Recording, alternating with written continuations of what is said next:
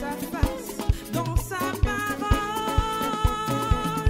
Yahvé te bénira, bénira ta famille, bénira tes projets. Il est un Dieu puissant, il règne de son saint trône avec amour, puissance et gloire. Oui, Dieu est tout puissant, car Dieu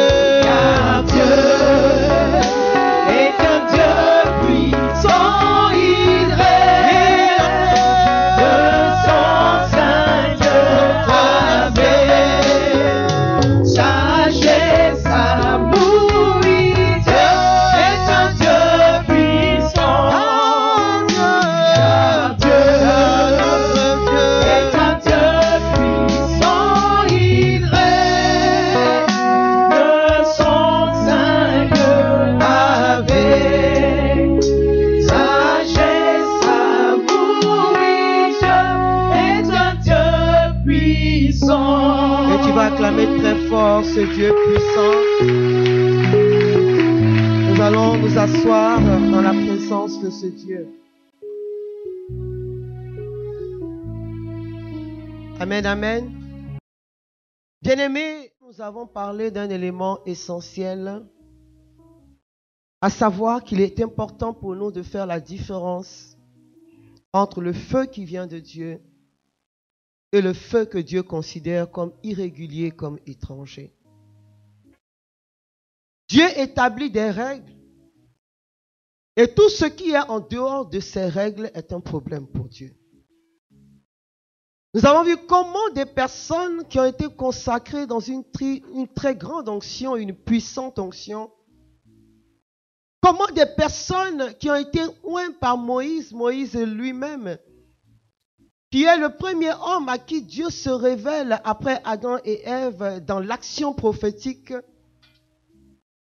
comment ces personnes-là, ointes par Moïse, disparaissent du jour au lendemain sans avoir exercé ce pour lequel ils ont reçu l'onction. Car l'onction est toujours donnée en vue d'une mission. Voilà qu'ils ont reçu cette onction et finalement, celui qui leur a donné l'onction est celui qui a été pris dans une colère au point de les faire disparaître par un feu. Et nous avons compris combien Dieu tient à sa sainteté. Il le dira à Samuel, souvenons-nous, lorsqu'il s'agissait de Saül. Dans cette parole extraordinaire, il a dit à Samuel, alors que Samuel demandait à Dieu d'avoir un regard miséricordieux sur le roi Saül, Dieu a parlé à Samuel et lui a dit, dans ma traduction personnelle, arrête de m'agacer, Saül est disqualifié. Et il ajoutera, car l'obéissance vaut mieux que les sacrifices. On parle de la règle d'obéissance, on en parle beaucoup, mais malheureusement, on le vit avec beaucoup de légèreté. Or, le sacrifice qui nous a valu le rachat n'est rien d'autre qu'un acte suprême d'obéissance. C'est un acte suprême d'obéissance. C'est pourquoi, quand on parle de la kénose de Jésus en Philippiens 2, elle est décrite comme le lieu de l'obéissance parfaite du Christ à son Père. Une obéissance sans faille, une obéissance jusqu'au bout. Et c'est cette obéissance sans faille qui lui a valu de racheter toute notre humanité. L'obéissance nous conduit à la gloire. Bien-aimés, nous sommes toujours dans ce livre de Lévitique et nous allons le relire. Lévitique chapitre 10, à partir du verset 1 et suivant. Fils d'Aaron, Nadab et Abihu prirent chacun un brésier. Les fils d'Aaron, Nadab et Abihu prirent chacun un brésier, ils mirent du feu et posèrent du parfum dessus. Ils apportaient devant l'Éternel du feu étranger, ce qu'il ne leur avait point ordonné. Alors le feu sortit du devant l'Éternel et les consuma. Ils moururent devant l'Éternel. Moïse dit à Aaron, C'est ce que l'Éternel a déclaré lorsqu'il a dit, « Je serai sanctifié par ceux qui s'approchent de moi, et je serai glorifié en présence de tout le peuple. » Aaron garda le silence. Et Moïse appela Michaël et Elsaphan, fils d'Ouziel, oncle d'Aaron, et leur dit, « Approchez-vous, emportez vos frères loin du sanctuaire hors du camp. » Ils s'approchèrent et ils emportèrent dans leur tunique hors du camp comme Moïse l'avait dit. Moïse dit à Aaron, virgule, on va s'arrêter là. Amen. Voici donc, on va dire la tragédie donc de ces deux prêtres établis dans le sacerdoce. Mais nous allons lire maintenant, on va dire, l'ordonnance que le Seigneur leur avait donnée et nous allons partir à Lévitique chapitre 16. Lévitique chapitre 16 à partir du verset 12. Ôtez de dessus l'autel devant l'Éternel et de 2 poignées de parfum odoriférant en poudre. Il portera ces choses au-delà du voile. Il mettra le parfum sur le feu devant l'Éternel, afin que la nuée du parfum couvre le propitiatoire qui est sur le témoignage et ne mourra point. Point. Nous allons relire, d'accord? Nous allons relire ce qui s'est passé et nous allons relire l'ordonnance de Dieu pour qu'on comprenne bien qu'est-ce que Dieu a dit et qu'est-ce que Nadab et Abihu ont fait. Donc, nous repartons sur l'acte de vandalisme. Acceptez que ce soit ainsi. La parole de Dieu déclare, ils y mirent du feu sur lequel ils posèrent de l'encens et ils présentèrent devant Yahvé un feu irrégulier qu'il ne leur avait pas prescrit. De devant Yahvé jaillit alors une flamme qui les dévora et ils périrent en présence de Yahvé. Mais au préalable, on dit qu'ils prirent chacun leur encensoir et ils y mirent un feu régulier qu'il ne leur avait pas prescrit. Quand nous arrivons au chapitre 16, pour comprendre, c'est une ordonnance que Dieu avait déjà donnée au préalable et sur lequel Dieu revient. Lévitique chapitre 16, je le prends à partir du verset 11. Aaron offrira le taureau du sacrifice pour son propre péché, puis il fera le rite d'expiation pour lui et pour sa maison et immolera ce taureau. Il remplira alors un encensoir avec des charbons ardents pris sur l'autel de devant Yahvé, et il prendra 2 pleines poignées d'encens fin aromatique. Il portera le tout derrière le rideau et déposera l'encens sur le feu devant l'Éternel. Il recouvrira d'un nuage d'encens le propitiatoire qui est sur le témoignage et il ne mourra pas. Amen. Donc, il n'y a pas donc, on va dire, quelque chose que Dieu leur avait caché. Il leur avait dit, si vous faites ceci, vous vivrez. Si vous faites cela, vous allez mourir. Il avait été clair en leur disant qu'aucun feu étranger ne devait toucher au Saint des Saints. Parce que quand Dieu parle de derrière le rideau, c'est le 3e niveau du sanctuaire qu'on appelle le Saint des Saints. Il leur avait donné la méthode, il leur avait donné la posologie et il leur avait dit les conséquences lorsqu'elles ne seraient pas respectées. Et pourtant, ils l'ont fait. Je vous avoue que quand je suis arrivé, quand j'ai commencé à lire ce que Dieu leur a dit, parce qu'au début, quand je lisais cette parole, je me disais, mais Dieu aussi, bon, est-ce qu'il leur a vraiment bien expliqué? Parce que je ne comprends pas cette histoire où on consacre quelqu'un et puis après, on le tue. Et je me suis même posé la question, Maïs, il faut bien faire attention à Dieu. Passer à faire où on te lève et puis on te tue, là, il faut faire attention. Mais quand j'ai lu Lévitique, je me suis dit, mais pourquoi l'homme est têtu comme ça? C'est-à-dire que tu le connais. Nous sommes dans le livre des Lévitiques. Mais avant Lévitique, il y a eu Exode. Et dans Exode, Dieu avait déjà manifesté sa toute-puissance. À lui seul, il avait été capable, premièrement, Exode 3, chapitre 2, de se manifester dans le buisson ardent. On va dire, personne n'a vu, c'était entre Moïse et puis Dieu. Mais il était celui-là qui avait renversé Pharaon et tous ses cavaliers qui avaient fendu la mer et qui avait permis au peuple de passer et le peuple l'avait vu. Il était également ce même Dieu qui avait été capable de leur donner la caille et la manne durant tout leur temps dans le désert et le peuple l'avait vu.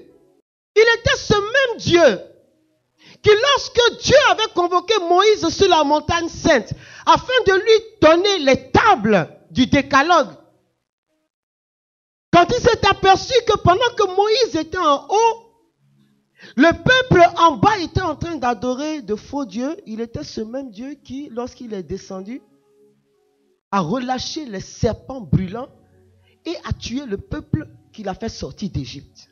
Il était ce même Dieu qui leur avait dit, cette génération n'entrera pas à Canaan. Entre nous, est-ce qu'il avait changé?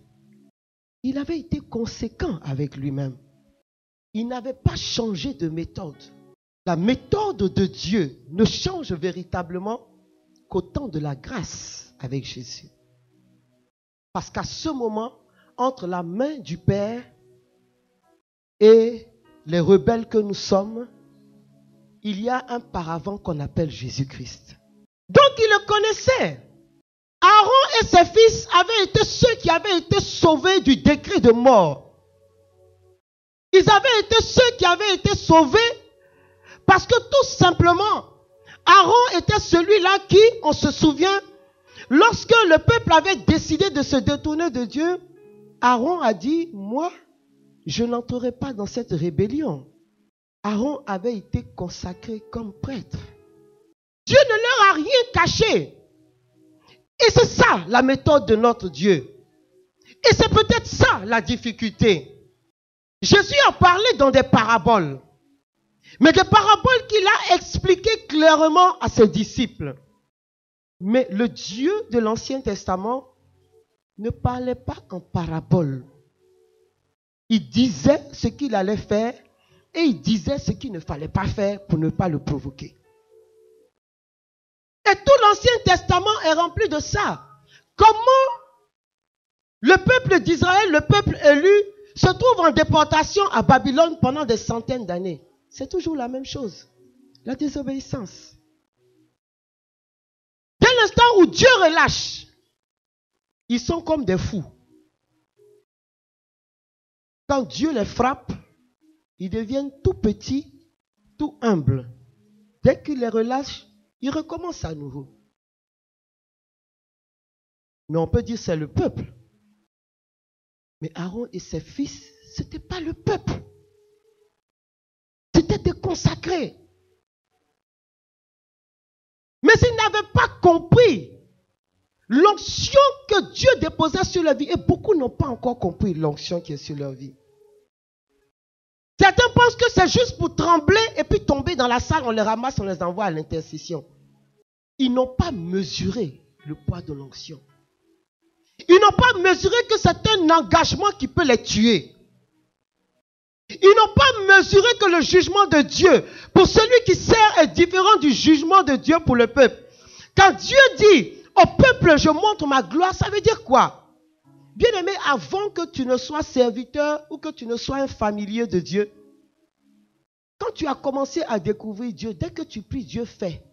Tu es tellement heureux, c'est ce que nous appelons dans le jargon charismatique le mystère joyeux et le mystère lumineux. Tu as l'impression que tu es dans une béatitude. Dès que tu pries, d'après nous, tu es la chair de poule, Dieu est présent. Mais nous ne sommes plus à cette étape. Dieu dit à ceux que je ne connais, enfin, qui ne me connaissent pas vraiment, et que j'appelle le peuple, je leur montre que je suis puissant. Je leur montre que j'ai la solution à leurs problèmes. Je leur montre que mon nom s'appelle miracle. Mais à ceux qui me servent, il dit, je leur montre que le temps du miracle est fini, je réclame pour eux le temps de la sainteté. Donc tu ne peux pas passer ta vie dans la mission, dans la présence de Dieu, en réclamant la gloire de Dieu. Dieu n'a plus ce dialogue avec toi. Il a un autre dialogue, le dialogue de la sainteté. Et toi, tu continues de dire, Seigneur, je veux une casserole, je veux un mari, je veux une voiture. Dieu dit, tu n'es pas du peuple. Est-ce que je parle à quelqu'un ce soir? Il dit, tu n'es pas du peuple. Réclame ce qui t'est dû. Ce qui t'est dû et qui provoque la grâce, c'est la sainteté. Quand tu iras dans ton paragraphe, dans ton verset et dans ton chapitre, je te montrerai ma gloire parce que déjà tu auras compris ma sainteté. Mais si tu te trompes de route, il y a la route du voisin et puis il y a ta route. Et notre difficulté, c'est qu'on se promène sur la route du voisin. Le voisin, lui, il a décidé de venir au rosaire et de rentrer chez lui. Nous avons décidé d'être formés pour servir. Et quand nous avons décidé d'être formés pour servir, nous devons savoir que ce que Dieu attend de nous, c'est la sainteté. Ce n'est pas autre chose. Et quand Dieu comprendra que tu as suffisamment accepté, accueilli et que tu vis ce langage, tu n'auras pas besoin de lui demander parce que ce qui appartient à l'autel appartient au sacrificateur de l'autel. Bien-aimés, il nous faut élargir notre façon de marcher avec Dieu.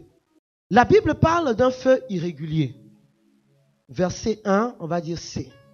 Un feu qui est irrégulier. Ce qui est irrégulier, donc n'est plus dans, on va dire, le régular, n'est plus dans la norme. Amen. Ce n'est plus dans la norme. Alors avec vous, je vais faire quand même une petite comparaison entre le feu divin et ce que Exode chapitre 3:2, mais ça on l'a déjà lu, mais on va le relire. La première caractéristique du feu divin, c'est que c'est un feu qui ne finit pas. Vous savez, dans le monde spirituel, quand on parle de feu, il y a deux feux. Il y a le feu de Dieu, il y a le feu étranger ou qui peut être assimilé au feu des ténèbres. Mais les deux ne finissent pas. Amen. C'est pourquoi quand on parle de la géhenne, le feu de la géhenne, ou le feu du jugement, dont parle le livre de l'Apocalypse, ce n'est pas une histoire de « on te juge, on t'a condamné, le feu t'a brûlé, c'est fini ». Ça, c'est une facilité. C'est un feu, tu es dedans, tu cries, mais il ne s'éteint pas. Amen. Et il est pareil, je veux dire, le feu de Dieu, tu es à l'intérieur, il te bénit, il te consume, mais ce feu qui te bénit ne finit pas non plus. Je crois que le choix est clair. Il vaut mieux être dans le feu de Dieu que d'être dans l'autre feu. Quelqu'un faisait un témoignage justement sur le ciel. Il disait que Dieu lui avait fait la grâce de sortir de son corps et lui avait donné, quand il dit sortir de son corps, il veut dire qu'il a eu une mort, c'est-à-dire qu'il était couché dans un état de maladie et à un certain moment, son cœur s'est arrêté. Il entendait les médecins dire qu'il est mort et puis il voyait l'ange de Dieu le prendre et le promener. Et il dit que l'ange lui l'a envoyé dans un endroit où il y avait un feu. Les gens criaient. Mais leur cri ne s'arrêtait pas. Leur cri ne s'arrêtait pas. Parce que le feu qui était sur eux ne s'arrêtait pas non plus. C'est-à-dire quand on te met dedans, des éternités, toi tu ressens la chaleur, toi tu ressens les brûlures, mais tu ne meurs pas, tu es là. Amen. Je ne suis pas venu pour t'effrayer, je suis venu pour te dire la vérité. On lit. L'ange de Yahvé lui apparut dans une flamme de feu du milieu d'un buisson. Moïse regarda, le buisson était embrasé, mais le buisson ne se consumait pas. Moïse dit, Je vais faire un détour pour voir cet étrange spectacle. Et pourquoi le buisson ne se consume pas? Il avait vu qu'il faisait un détour pour voir, et Dieu l'appela du milieu du buisson. Moïse, Moïse, dit-il. Et il répondit, me voici. Point. Bien-aimé, le feu divin a, on va dire, cette chose extraordinaire, c'est que Dieu s'exprime dans le feu. Le feu qui apparaît à Moïse a des aspects extraordinaires parce qu'il est allumé, il a embrasé un buisson. Le buisson, c'est ce qui est de plus fragile. Ce n'est pas un arbuste, c'est un buisson. Mais ce buisson-là, dans ce feu, ne se consumait pas. Mais bien plus, il y avait la voix de Dieu dans ce buisson. Souvenons-nous qu'après la résurrection, les disciples d'Emmaüs ont ressenti ce feu. Et ils l'ont exprimé en ces termes. Nos cœurs n'étaient-ils pas brûlants quand nous l'entendions nous parler? Parce que la présence de Dieu provoque un feu dans le cœur de ceux qui l'ont accueilli et qui, dans leur cœur, confessent de leurs lèvres, confessent que Jésus-Christ est leur Seigneur et leur Sauveur personnel. Ce feu-là, personne ne peut le décrire. Ce feu-là, personne ne peut l'identifier. Tu ne peux même pas le décrire à quelqu'un. C'est pourquoi les personnes qui ne sont pas encore touchées par ce feu ne peuvent pas comprendre ce qui te met en mouvement. Ils ont le sentiment que tu es un fou, que tu n'as rien à faire, que tu es un paresseux. Mais ils n'ont jamais expérimenté ce feu. Et je prie que ce feu-là ne s'éteigne jamais de nos cœurs. La deuxième caractéristique, c'est que le feu de Dieu symbolise la toute-puissance de Dieu. La force agissante de Dieu. Le feu lui-même est un élément qui parle, qui est effrayant. Et Dieu, par ce feu, en se manifestant dans le feu, Dieu montre ainsi aux croyants qu'il est au-delà des éléments de la nature. Dieu montre ainsi aux croyants qu'il est le surnaturel des surnaturels, le puissant parmi les puissants. Et nous le verrons dans le dernier enseignement de ce jour, comment Dieu répond à Élie par le feu. Le feu est également la réponse que Dieu donne à ceux qui veulent voir sa face puissante, toute puissante. C'est pourquoi quand quelqu'un t'a oppressé pendant longtemps, si tu as invoqué le feu de Dieu dans sa vie, il va rentrer dans une tourmente qu'il ne peut pas expliquer. Parce que le feu fait en sorte qu'on ne s'assoit pas. Maintenant, est-ce que tu t'assois dans la paix ou tu t'assois dans la persécution? Vous comprenez pourquoi de temps en temps, on aime bien envoyer le feu chez l'ennemi. Parce que quand quelqu'un cherche à se débattre et à se sauver, il ne pense pas à t'attaquer. Amen. Le feu exprime la gloire de Dieu.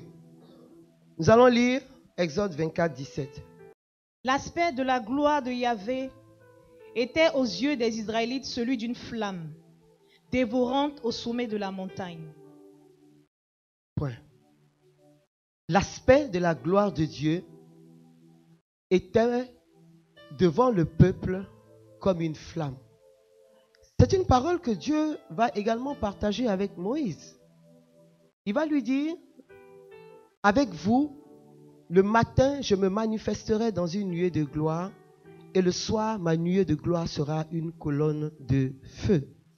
Le feu de Dieu manifeste également la justice de Dieu. Nous n'allons pas aller plus loin que ça parce que nous voyons comment Dieu s'est manifesté contre Nadab et Abihu. Amen. Mais c'est également un feu qui décrit l'amour de Dieu. Et je l'ai dit tout à l'heure, avec les disciples d'Emmaüs, ce qu'ils ressentent n'est rien d'autre que l'amour de Jésus qui les envahit.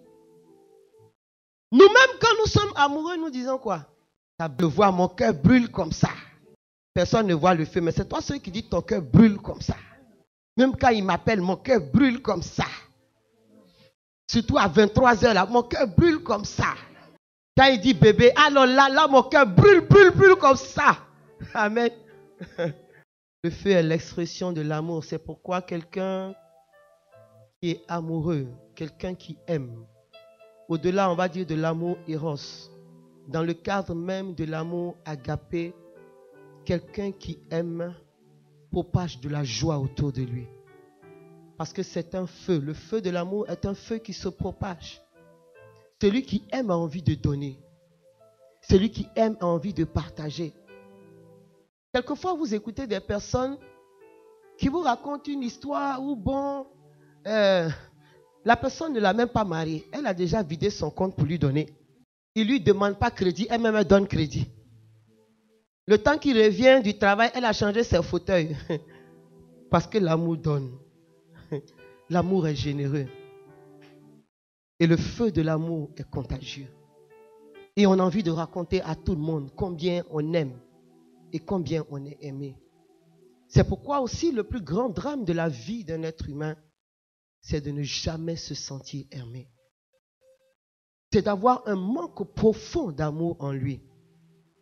C'est comme s'il y avait une lampe qui est dans la maison, mais qu'on n'allume jamais. Et pourtant, il y a de l'huile, mais il n'y a pas de feu. Amen. Le feu divin prend sa source dans l'autel. Le feu divin prend sa source dans l'autel. Et non pas à l'extérieur de l'autel. On ne peut pas dire j'aime Dieu. On ne peut pas dire non plus je suis un bon croyant si nous sommes coupés de l'église. On ne peut pas créer notre univers de foi. Parce que la foi manifestée par Jésus-Christ est d'abord communion et unité. On est dans un corps qui lui-même est régi par des règles. Et hors de ce corps, nous sommes exactement comme le feu étranger, parce qu'en réalité, notre source ne se trouve pas dans l'autel. Et de tels feux sont très souvent des feux de paille ou des feux qui consomment et consument. Amen. Que dire donc du feu irrégulier? La plupart des feux irréguliers dans notre existence peuvent avoir leurs origines, on va dire, dans l'adoration d'autres divinités. Et la Bible en parle. Elle parle de Mammon, elle parle d'Asmodée, elle parle de Baal, elle parle de Lucifer, etc. Mais nous allons l'actualiser un peu à nos divinités que nous adorons sur notre terre de la Côte d'Ivoire et partout en Afrique. Toutes ces divinités sont des feux étrangers parce que Dieu est un Dieu jaloux et le frère Brice nous en a longuement parlé ce matin. Tout ce que nous faisons comme adoration, qui n'est pas une adoration au vrai Dieu, pose un problème à Dieu et peut nous tuer. Et beaucoup de personnes, n'ayant pas une foi véritable enracinée dans la vérité de la parole, finissent par être rattrapées et tuées par des feux étrangers qui ont été allumés par leurs parents depuis bien longtemps. Quelles sont les caractéristiques de ce genre de feu? Premièrement, le feu irrégulier est un feu séducteur. Nous le savons, Satan est le père de la séduction. Regardons un homme et une femme dans un acte d'adultère. Il y a un véritable jeu de séduction. Au départ, nous avons deux personnes intelligentes, même intellectuelles, capables de raisonnement. Et puis, il y a un jeu de séduction qui naît à l'intérieur. Et ce jeu de séduction prend de l'ampleur au point où les personnes ne peuvent plus réfléchir par elles-mêmes. Elles réfléchissent par les pensées qui leur sont données par le père de la séduction, c'est-à-dire du diable. Une femme de 60 ans qui est dans un jeu de séduction malsain a les yeux qui brillent comme une jeune fille de 18 ans. Autant de choses qu'elle avait proscrites il y a longtemps. Amen. Je ne parle pas de toi. Et je t'aime moi non plus. Mais ce n'est pas que de la séduction. Je peux sortir de la séduction dans le domaine de l'adultère. Regardez quelqu'un, comment des personnes arrivent à devenir des dealers professionnels. L'histoire commence toujours par 10 grammes de drogue qu'on leur donne pour vendre. Et personne ne les a attrapés. Et puis Satan leur dit, c'était trop facile, elles sont attrapées. Lui-même, il répond non. Bon, regarde ce que tu as gagné facilement comme ça. Il regarde, il se rend compte que non seulement il a pris l'avion, il est allé dans le pays où il ne serait jamais parti. Il est revenu peut-être avec 1 million. Et il ne s'est pas fait attraper. Il repart cette fois-ci. Maintenant, il veut multiplier ses gains. Et de plus en plus, l'appât devient plus grand. C'est la même chose que des hommes ou des femmes font avec des personnes. Ils te donnent 200 000. Toi, tu n'as même pas 10 000. Et puis les 200 000 là commencent à résoudre tes problèmes. De temps en temps, le Saint-Esprit te fait un clin d'œil pour te dire c'est un feu irrégulier. Et quand tu es sorti de là, tu allais te confesser. Mais tu es toute heureuse parce que tu crois que tu t'es confessé. Et il se rend compte, parce que le sacrement de la réconciliation a un effet. Il se rend compte que quand tu es sorti du sacrement de la réconciliation, tu commences à réfléchir un peu. Là, il te donne 500 000. Alors qu'au sortir de la confession, tu t'es dit non, il faut que j'arrête. Seigneur, il faut que j'arrête. Là, il te donne 500 000. Et puis maintenant, tu commences à mettre en doute le sacrement de réconciliation. Dieu a dit, il est le seul juge. Tu n'as pas à te confesser à un homme comme toi. Amen. Tu as commencé à rentrer dans le jeu de la séduction. Et après les 500 000, tu es venu ici un jour. On t'a attrapé dans la parole. Tu ne t'es pas montré, mais toi-même, tu sais que c'est toi. Quand tu es arrivé, tu as pleuré. Tu dis, oh Dieu, je croyais que j'étais caché. Le même jour, à 23h59, bébé, j'ai 3 millions pour toi. Ta prière a changé là. Amen. Seigneur, toi-même, tu sais que je t'aime. Mais c'est Dieu, Seigneur. Par ton esprit, aide-moi. Mais on est celui qui veut se faire aider. Et puis le lendemain, je vais juste prendre. Mais quand tu as touché, le feu irrégulier est rentré chez toi. La grande caractéristique d'un feu irrégulier, c'est la séduction. Tu sais quand tu commences, mais tu ne sais pas où tu t'arrêtes. Il n'y a pas que ça. On est rempli dans les églises, mais combien de chrétiens demandent 5 000 ou 10 000 quand ce n'est que ça, pour faire des actes administratifs? Et pourtant, comment on a chanté pendant le séminaire? On a même loué Dieu. On a même libéré des paroles prophétiques. On est tombé sous l'onction. Mais le lundi, le premier qui est venu, il a payé cash les 10 000 francs pour avoir son extrait de naissance. Et on dit, depuis que moi je travaille là, je ne fais que des extraits de naissance. Oui, tu ne feras que des extraits de naissance. Parce que tu as été embrasé par un feu irrégulier qui ne peut pas provoquer le miracle de Dieu sur ta vie. Ce sont des petits actes qui n'ont l'air de rien. C'est pareil, tu vas voir des gens qui travaillent chez des retraitants, qui ont travaillé toute leur vie et qui viennent pour prendre 30 000 francs à la fin du mois. Et toi, tu prends 10 000. Et quand tu rentres chez toi, tu estimes que c'est le passeport pour qu'il ait ces 30 000. Et tu ne comprends pas. Et tu es tout le temps malade. Tu ne comprends pas que tes enfants soient tout le temps malades. Mais il y a un feu irrégulier chez toi. Il y a un feu irrégulier chez toi. Pour donner un marché, toi tu exiges qu'on te donne 25%. C'est ton marché? Est-ce que c'est ton argent même? Et la personne transpire. Il doit te payer. Et tenez bien, c'est 25% avant l'exécution du marché. Ça, c'est pour qu'il te donne le papier. Maintenant, tout au long du marché, tu dois payer. Et celui-là, il est au premier banc de l'église. Et il est étonné qu'un de ses enfants soit malade. La mort est déjà rentrée chez toi. Le feu irrégulier est à l'œuvre.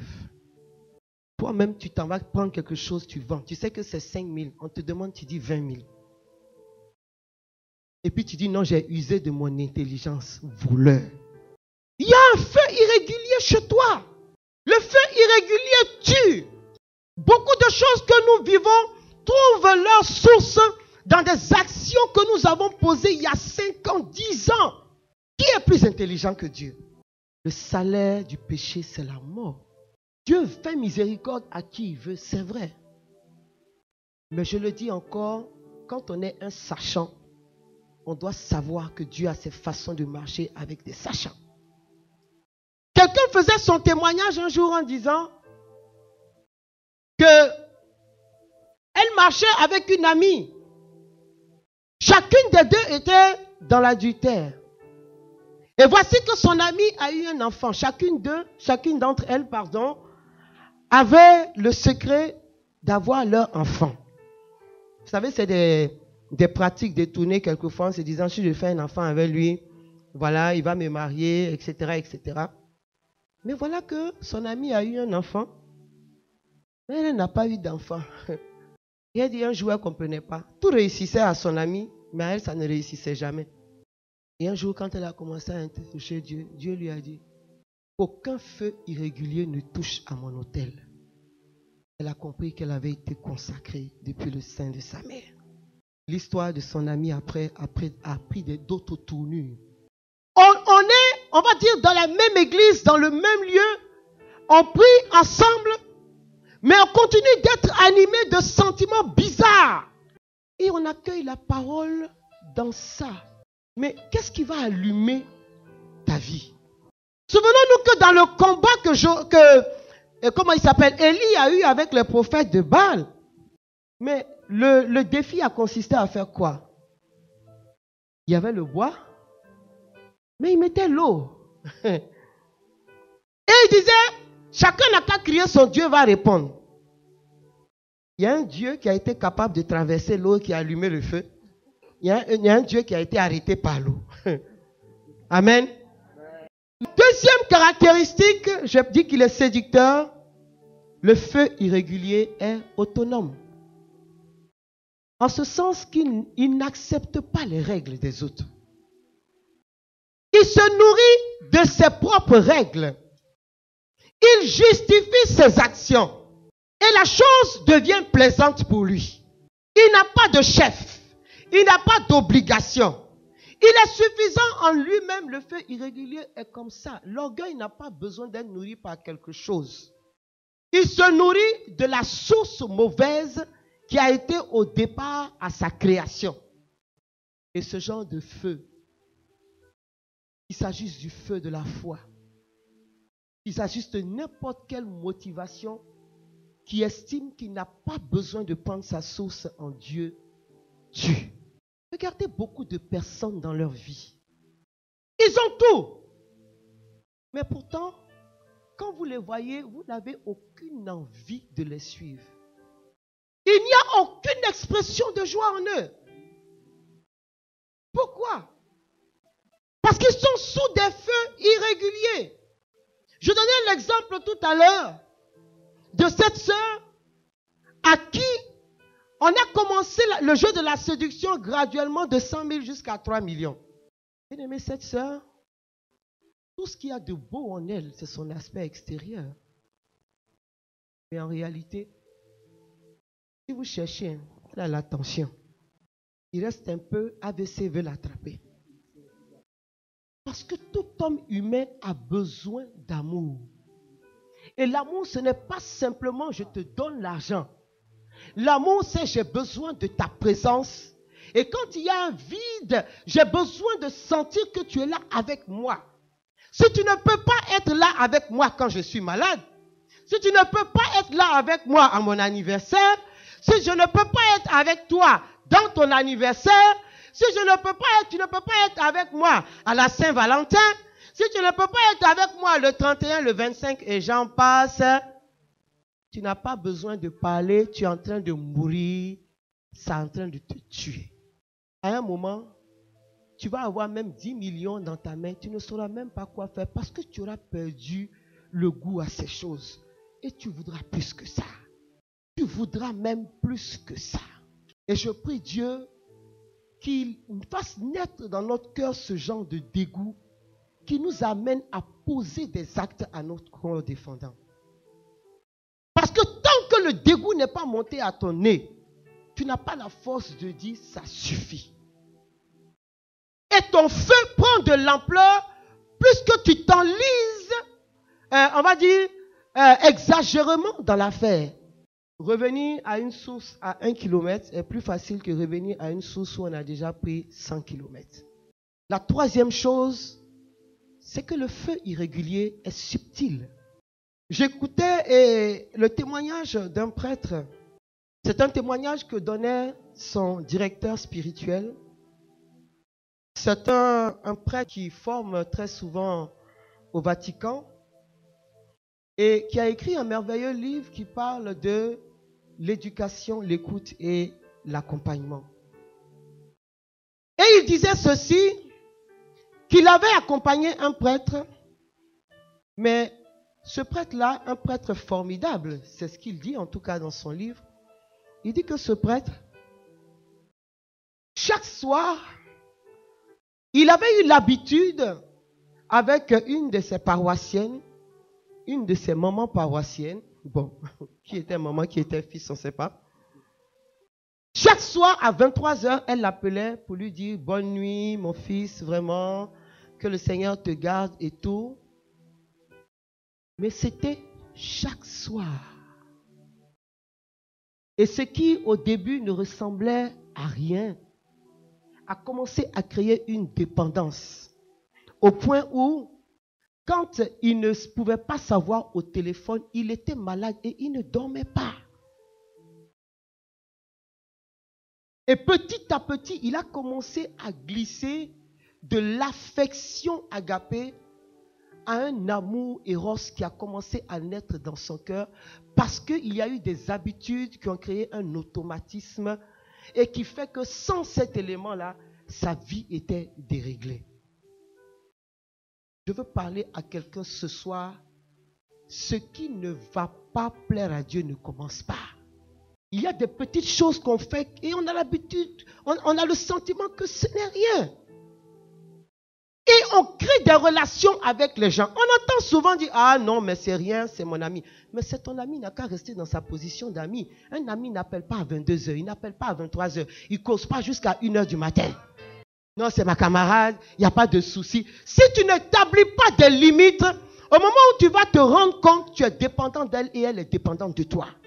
Et ce prêtre disait que la chance de ce prêtre, c'est qu'il a eu le courage d'expliquer à son accompagnateur ce qu'il était en train de vivre. Et avant qu'il ne puisse basculer dans la faute et le péché, l'accompagnateur l'a rattrapé et lui a montré que sa façon de se comporter avec cette femme allait lui créer des problèmes. Et depuis ce jour, il se salue, mais il a coupé le téléphone. Le téléphone n'avait rien à voir avec lui. Mais le téléphone était devenu, on va dire, l'élément sur lequel le feu irrégulier s'allumait dans son cœur. Donc avant que ça ne s'allume, prends tes 2 pieds et cours. Je ne l'aime pas, hein, mais c'est son argent seulement que je veux prendre. Donc toi, tu vas prendre son argent seulement. Mais il sait que c'est son argent seulement. C'est pourquoi avec cet argent seulement, il va t'avoir. Et ça va créer des habitudes entre toi et lui. Et puis un coup, pour mériter son argent, tu vas lui dire, bon, aujourd'hui là, on ne va rien faire, mais on va manger au restaurant. Tout ça pour le tromper, pour qu'il continue. Mais le moment où tu te rends compte, tu es déjà dans son lit. Parce que tu as créé une dépendance. Amen. Il y a des gens, par exemple, qui commencent leur relation, le vilain comme ça là. Je fais quoi à lui? Et puis le jour où tu te rends compte, ils sont mariés. Amen. Parce que l'autre est très patient. Il est patient, il crée les situations pour être toujours là. Quand elle a gourmet, il est là. Quand elle a besoin d'argent, il est là. Il est toujours dans son environnement. Et finalement, son visage a changé devant elle. Quand elle en parle, elle dit, je ne sais même pas comment ça s'est passé. Tu ne peux pas savoir. Amen. Tu as créé une dépendance. Amen. Et si, par la grâce de Dieu, c'est l'homme que Dieu veut pour toi, que son nom soit béni. Je vais terminer sur des éléments qui semblent également anodins, mais qui sont très importants. Nous, les chrétiens, on est dangereux. Il y a des personnes qui vont faire le baptême en vivant en concubinage et qui racontent aux prêtres qu'elles vivent seules. Mais toi, tu n'es même pas né de nouveau, tu es déjà mort. Non, mais tu vas à un sacrement et déjà, tu amènes le feu irrégulier dans ton baptême, dans ta confirmation. Et quelquefois, on a mis le monsieur marié, on a mis pause là-bas. Hein. On vient, on prend, on fait sa confirmation, son baptême. Quand on finit, le lendemain, on est de nouveau là-bas. Je dis, tu n'es même pas né, tu es mort. C'est pareil, il y a des personnes qui vont jusqu'au sacrement du mariage. Le lendemain du mariage, ils sont avec la maîtresse. Et ils disent non. De toute façon, je suis marié à l'église. Tu es mort le jour où tu es parti faire ça. Parce que tu as envoyé un feu irrégulier sur l'autel du mariage. Dieu est miséricordieux. Hein? Mais ce qu'on appelle la préméditation tue.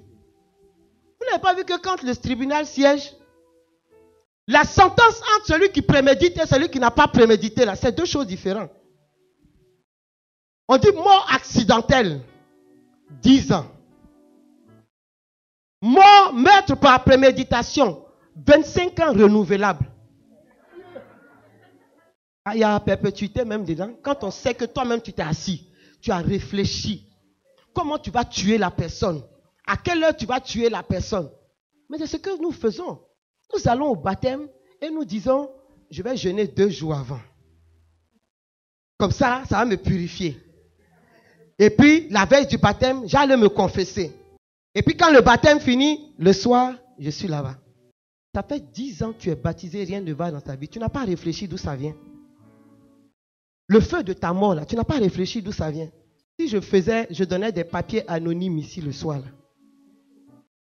Beaucoup allaient me dire que le jour de leur baptême, là, elles n'étaient pas seules, elles avaient leur gars, leur quoi. Quelquefois même à côté, dans l'église, à côté là, il est là. C'est le parrain, voilà. Gros feu, irrégulier. Quand on dit la paix du Christ, elle se tourne vers lui. Ah, mais Dieu n'est pas couillon.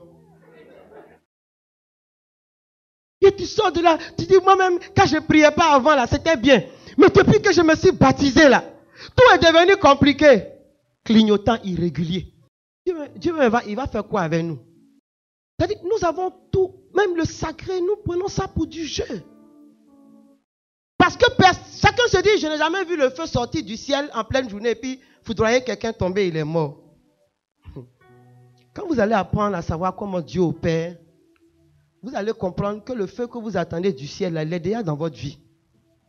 C'est comme ça que les Juifs ont entendu Jésus qui allait venir là-haut. Or, il était déjà là. Amen.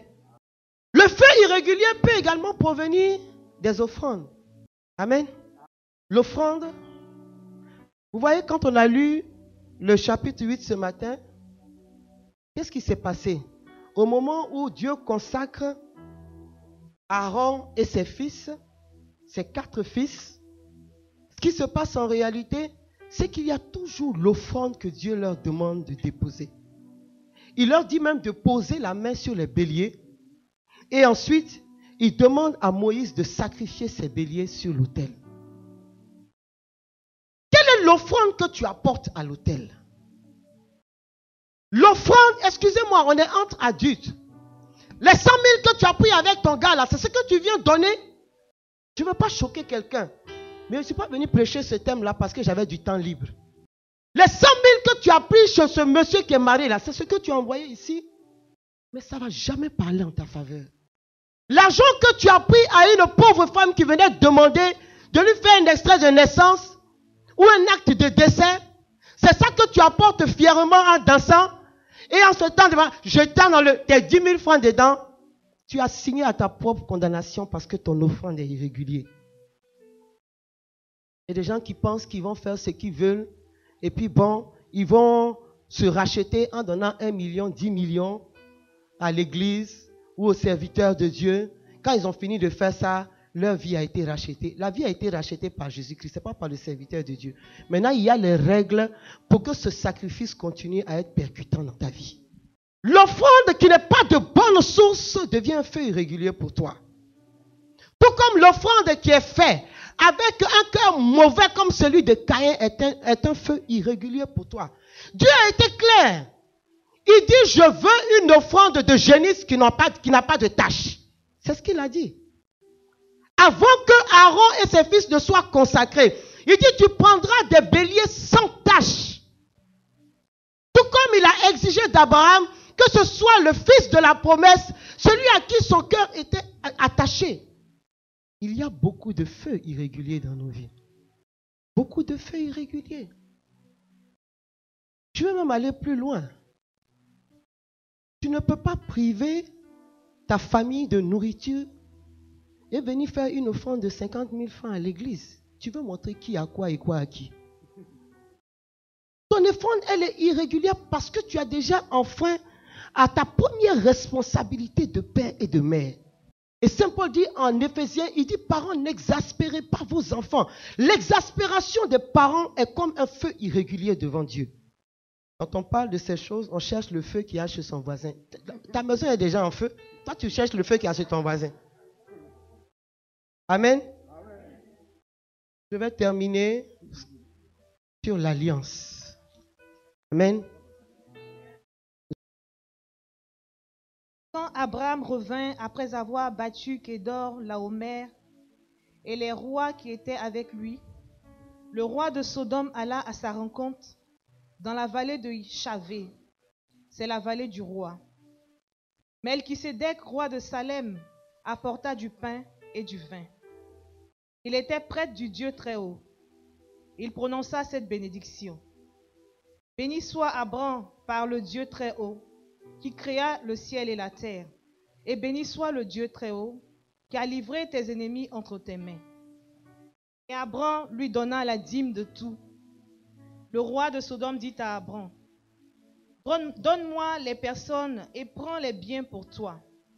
Mais Abraham répondit au roi de Sodome, je lève la main devant Yahvé, le Dieu Très-Haut, qui créa ciel et terre. Ni un fil, ni une courroie de sandales. Ni un fil. Ni une courroie de sandales. Ni une courroie de sandales. Je ne prendrai rien de ce qui est à toi. Je ne prendrai rien de ce qui est à toi. On revient 2 versets avant. Sodome dit à Abraham, donne-moi les personnes et prends les biens pour toi. Mais Abraham répondit au roi de Sodome, je lève la main devant Yahvé, le Dieu Très-Haut, qui crée ciel et terre. Ni un fil, ni une courroie de sandales. Je ne prendrai rien de ce qui est à toi, et tu ne pourras pas dire, j'ai enrichi Abraham. Bien-aimé, écoute-moi bien. Abraham entend la voix de Dieu en Genèse chapitre 12, n'est-ce pas?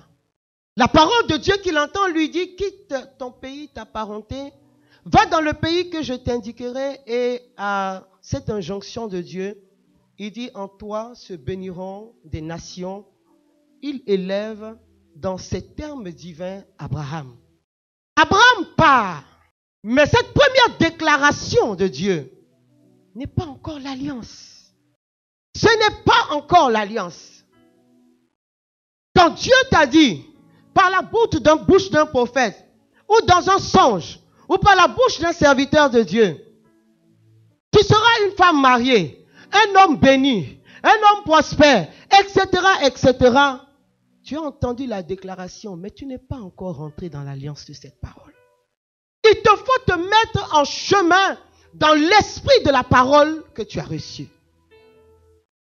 Abraham se met en chemin. Il se met en chemin. Sur son chemin, la première difficulté, c'est de se débarrasser d'un premier feu irrégulier. Ce premier irrégulier s'appelle Lot. Tout ce que tu vas aimer plus que Dieu devient un feu irrégulier pour toi.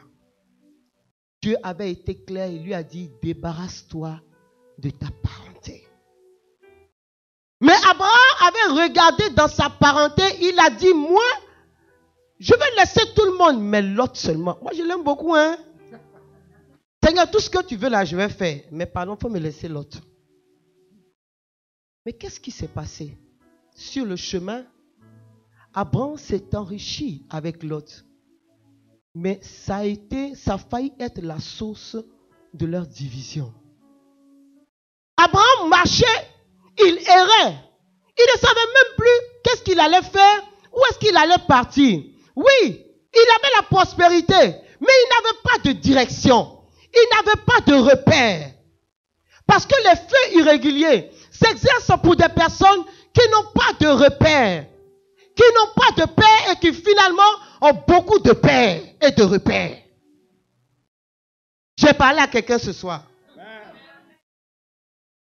Saint Paul déclare en 1 Corinthiens 4, verset 15, même si vous avez eu beaucoup de formateurs, si vous avez eu beaucoup d'enseignants, il n'en demeure pas moins que je suis votre seul Père et que c'est moi qui vous ai engendré dans la foi et qui vous ai fait naître en Jésus-Christ.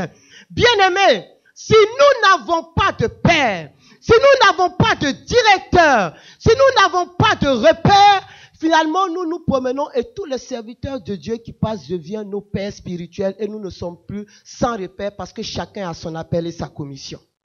Si nous n'arrêtons pas de courir derrière l'onction, nous allons être des personnes qui allons être placées au milieu de la route et qui ne sauront pas où partir parce qu'en réalité, à gauche, il y a le père Mathias Marie. À droite, il y a le père Valentin. Devant, il y a le père Brice Charles Wakoubie. Derrière, il y a la sœur Marie-Cécile. Et toi, tu es à un carrefour de ta vie. Tu ne sais même plus qui est le père qui est prépondérant et tu n'as pas de repère. Il y en a qui finissent par se retrouver dans des systèmes où... Bonjour papa. Bonjour maman. Maintenant, quand il se rend compte que son vrai mentor est là. Maman chérie. Bon, là, il a fini de dire tout le monde est son papa, tout le monde est sa maman. Ce n'est même pas une affaire d'affection. Mais je dis, c'est un problème spirituel. On peut avoir beaucoup de formateurs, beaucoup d'enseignants. Mais on ne peut pas avoir beaucoup de pères. Parce qu'on perd la direction. Parce que chacun a sa vocation, chacun a sa mission, chacun a son onction en vue de quelque chose de spécifique. Et tu ne peux pas te retrouver au milieu de plusieurs onctions différentes. Abraham s'est retrouvé, oui, il était en train de prospérer. Mais quelle est la vie de l'homme s'il n'y a pas une finalité? Si tu vis dans l'errance, et c'est dans cette errance, quand il a fini de se débarrasser de Lot, qu'à ce moment, Abraham entre en contact avec Melchisédek. Le roi de Sodome lui dit quoi? En réalité, il dit, moi je veux faire alliance avec toi. Abraham dit, je ne fais pas alliance avec toi. Parce qu'il y a des alliances qui sont des feux irréguliers. Le roi de Sodome était le roi de la mort, puisqu'on savait ce qui se passait à Sodome. Abraham dit, je ne mélangerai pas mes biens à tes biens, ma ressource à ta ressource, mes habitants à tes habitants. Il dit, même ton fil, je ne veux pas, parce que je ne veux pas que tu viennes purifier, que tu viennes dégrader et infecter mon alliance avec Dieu. Il dit, je n'en veux pas. Et pourtant, Sodome, le roi de Sodome lui a tout promis. Il dit, je ne veux pas. Il y a des alliances qui sont des feux irréguliers. Alliances en amitié, alliances en affaires, alliances spirituelles qui sont des feux irréguliers et qui nous conduisent à la mort. Il y a des personnes avec lesquelles, quand nous marchons dans la vie spirituelle, nous allons à un certain niveau. À un certain moment, ils nous vident de notre charisme et de notre onction. Parce que sur nos vies, ils sont comme des vampires. On ne s'allie pas avec tout le monde pour entrer dans la gloire de Dieu. On ne fait pas la dîme partout. Le mois de janvier, tu payes la dîme à l'église. Le mois de février, tu as bon pasteur. Le mois de mars, toi tu payes la... Et puis de temps en temps, quand tu te rappelles, en mai, tu viens payer ta dîme ici. Et puis bon, en juin, quand tu... La dîme, ce n'est pas l'offrande. Dis à ton frère, la dîme, ce n'est pas l'offrande. Quand Abraham, par la puissance du discernement de l'Esprit Saint, a fait son offrande au véritable allié, au feu, celui qui portait le feu de Dieu en lui, qu'on appelait Melchisédek. On arrive au chapitre 15 où Abraham fait alliance avec Dieu. Et cette alliance est marquée par la circoncision. C'est là, seulement là, que Abraham est en alliance avec Dieu. Mais auparavant, il a fallu qu'il se connecte à un feu divin qu'on appelle Melchisédek. Il y a des personnes, même dans votre générosité, si vous leur donnez votre argent, vous allez vous appauvrir. Je vous dis ça aujourd'hui. Vous allez avoir l'impression qu'on attaque vos ressources. Et c'est seulement après l'offrande de Melchisédek, la connexion avec le vrai feu, la bonne alliance, que Isaac va naître. Toute la promesse se déploie et se réalise. Dieu avait dit à Abraham, je ferai de toi le père d'une multitude. Il ne pouvait pas avoir père d'une multitude s'il n'y a pas procréation. Et pour qu'il y ait procréation, il fallait qu'il y ait alliance. Pour qu'il y ait alliance, il fallait qu'il y ait un feu divin qui soit allumé dans la vie d'Abraham. Et ce feu divin a été allumé par une alliance régulière qui a eu sa source dans Melchisédek, qui n'était rien d'autre qu'un grand sacrificateur. Et le sacrificateur, c'est celui qui se confond à l'autel. Et donc, l'onction qu'a reçu Abraham était l'onction de l'autel. Le feu qu'a reçu Abraham était le feu de l'autel, le feu régulier. Bien-aimé, tu vas baisser la tête 2 secondes. Les paroles ont été dites ce soir. Je prie que le Saint-Esprit non seulement vous aide à identifier les feux réguliers de vos vies, mais également les feux irréguliers. Je prie que ce soir, tous ces feux étrangers qu'on a pu allumer ça et là, par des attitudes, des comportements, des paroles, des actions, des désirs, des motivations, la recherche d'une vaine gloire, d'une reconnaissance des hommes, que le feu sorte de l'autel pour éteindre tous ces feux irréguliers.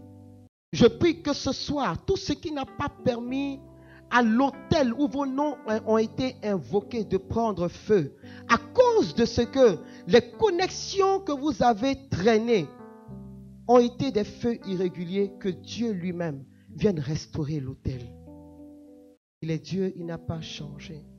Il est Dieu, il n'a pas changé. Et le cœur va me prendre ce cantique. Que ma vie soit une offrande. En 2 minutes.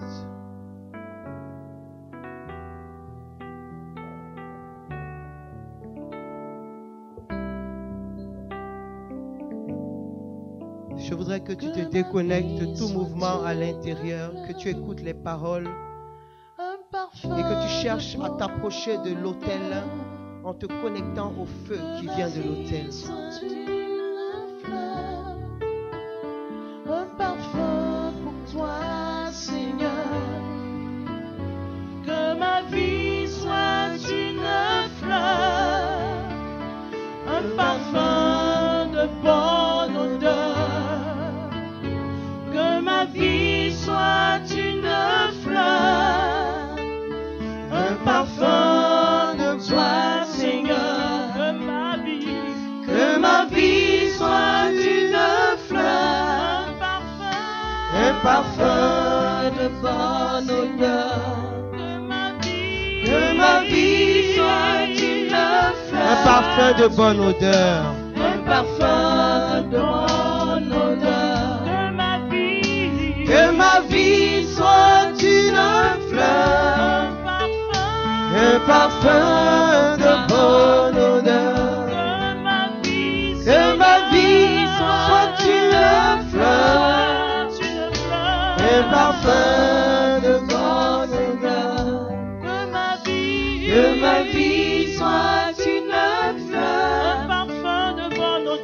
parfum de bonne odeur.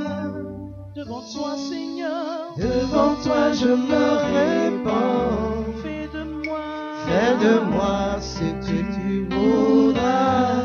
devant toi, Seigneur, Devant toi je me répands. fais de moi, Seigneur, Fais de moi ce que tu voudras. devant toi, Seigneur, Devant toi je me répands. fais de moi, Fais de moi ce que tu voudras. devant toi, Seigneur, Devant toi je me répands.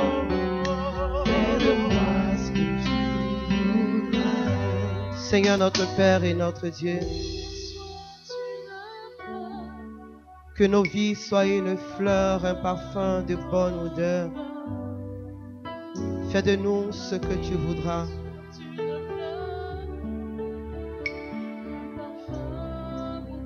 Afin que comme Élie, lorsque nous t'appelions, que notre voix, Seigneur, te mette en mouvement pour relâcher du haut des cieux le feu qui vient embraser l'autel et détruire l'œuvre de nos adversaires. Merci Seigneur d'enraciner dans nos cœurs toutes ces paroles qui sont esprit et vie. Merci de nous avoir rappelé, Seigneur, combien tu tiens à nous et combien tu ne veux point que l'un d'entre nous, Seigneur, se perde. Car en donnant Jésus-Christ, tu l'as dit, Seigneur, et il nous l'a dit, que nul ne se perde, mais que tous soient sauvés. Que ta voix se fasse plus forte que la voix de la source de tous ces feux irréguliers dans nos vies. Et que nous ne reconnaissions que ta voix est toi et toi seul. Nous voulons t'adorer en esprit et en vérité. Que tout en nous, Seigneur, soit en parfaite communion, Seigneur, avec la sainteté de l'autel, pour la gloire de ton nom. Nous voulons simplement te dire merci et t'acclamer pour ce que tu es. Nous te bénissons. Que Dieu vous bénisse. Amen, amen, amen.